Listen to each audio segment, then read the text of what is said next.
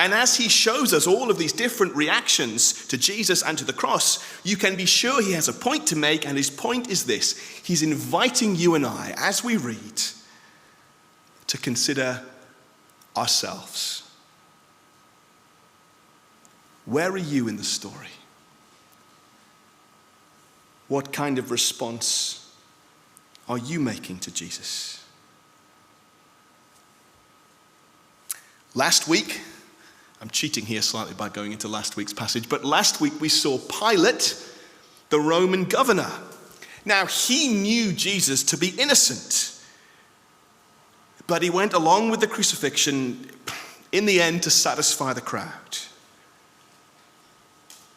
So what about you? Is that how you respond? You know there's something special about Jesus. You know at least that much. But pressure from the crowd around you or pressure to conform with others just means that in the end you sort of just set Jesus on one side, or you ignore him, you kind of wash your hands of him, as it were. You know, you think, oh, well, I know there's something in this, but what would my friends or my family say if I trusted Jesus? How would people around me react if I got really serious about following him? You know, I don't want the hassle of that. I want an easy life. And so in the end, you ignore Jesus. Is that you? Then, as we've seen, there's the soldiers and the onlookers. They mock Jesus. They think he's a fool. They think a crucified king is just a kind of foolish idea, laughable. They think Jesus is weak and pathetic. Is that you? You think that Jesus or perhaps his church just seems a bit weak and soft, kind of Vicar of Dibley stuff, you know? Nice for old ladies and weak-minded folk, with all respect to old ladies. None of you are very old here.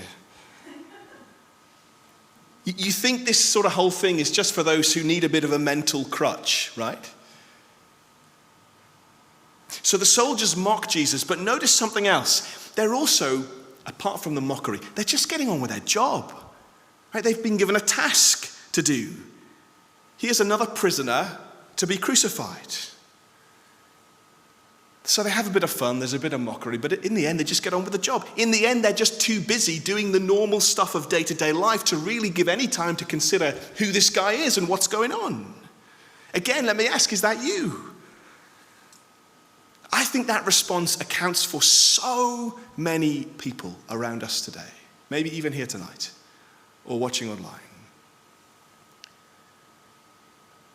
You don't feel against Jesus as such, but you know, life's just kind of busy, right? There's lots to do. I've got the family, the kids, the job, the house. Life's just mad busy.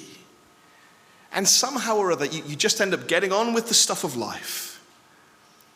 And days pass by into weeks, into months, into years, into decades, and you never actually stop to think, is there more to life than this?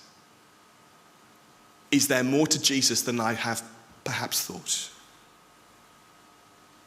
If that's you, let me say that our real life events are a great chance to do that.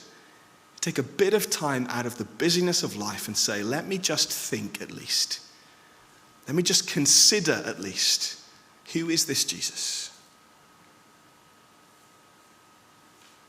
What about those who mock Jesus saying, he's calling Elijah? Well, they have some spiritual interest, don't they? Or some biblical knowledge. They know enough to know about Elijah, right? For a start, one of the Old Testament prophets. They have a bit of knowledge. They're a bit religious. Maybe they're a bit churchy, you know what I mean? And yet they haven't actually been willing to listen to Jesus' words. Again, let me ask, is that you?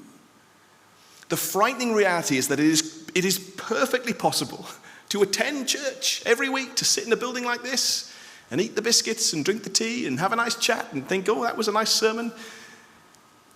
To have some knowledge or some experience and yet actually not really be listening to Jesus. Is that you? What about those who were crucified near to Jesus, who hurled insults at him? They were angry. Maybe, who knows? I'm psychologizing here, which is always dangerous. But maybe they were angry with Jesus because deep down they knew that they were guilty. And that Jesus' goodness and purity showed them up. Is that you? So many responses. And yet, of course, we end with a different response. Verse 37, look again.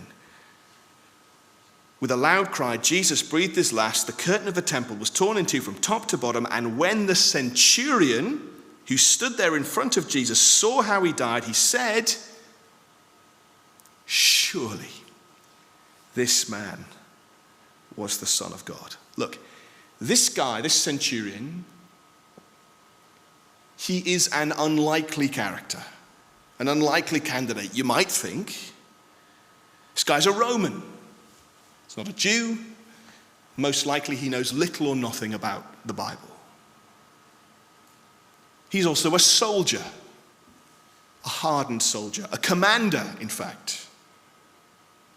He's probably a kind of no-nonsense, salt-of-the-earth type.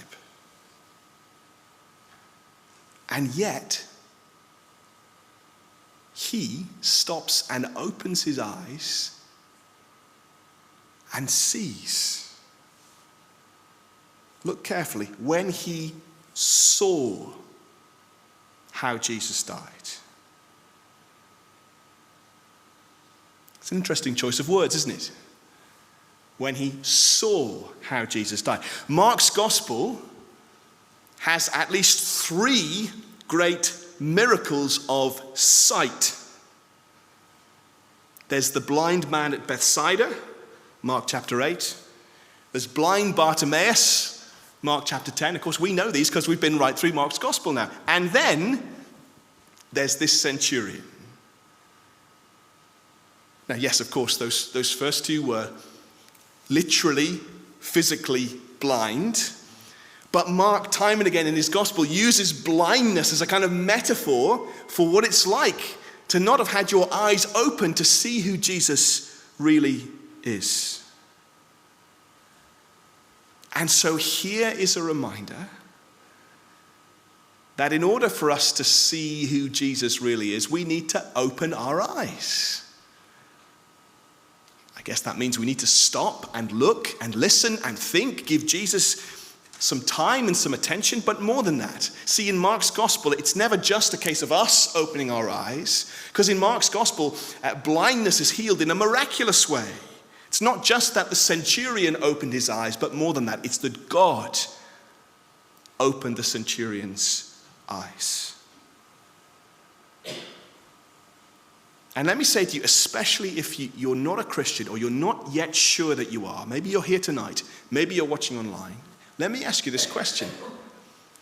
It's a bit of a scary question, really. Maybe, could it be that right now God is opening your eyes? You're beginning to see, as you have never seen before, that Jesus is different. From his life, from his teaching, from his death, in his resurrection, that there is something special here, something unique. Maybe tonight he's opening your eyes, that he really is the King, the Son of God, who's come to die in your place for your sin. Maybe God's opening your eyes. And let me say to you, if you're someone here and God has already opened your eyes, and I guess that's most of us, I mean, firstly, thank God. Remember, it was a miracle. You know, you didn't believe because you were special or cool or clever or because you figured it out. You had a big brain. No, you came to know Jesus because God opened your eyes. And here's the thing, as we head into real lives, if he opened your eyes, even yours, he can open others. If he opened your eyes, he can open others. Let's pray he will. Let's pray together.